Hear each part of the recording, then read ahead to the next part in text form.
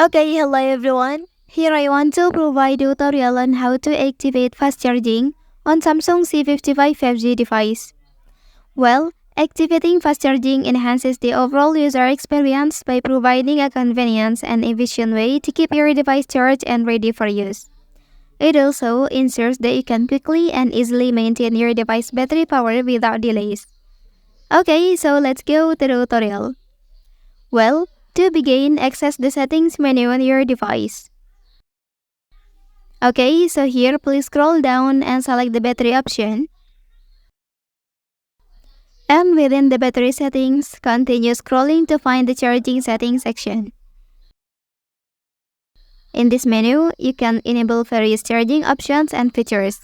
Among the available options, ensure to activate the fast charging feature on your device. So, by enabling this feature, your device will utilize fast charging capabilities to efficiently charge the battery at a quick rate. And also, this settings optimizes the charging process, allowing you to power up your device swiftly when needed.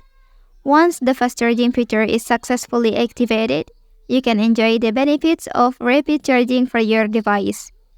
Well, that's the tutorial on how to activate fast charging on Samsung C55 5G device.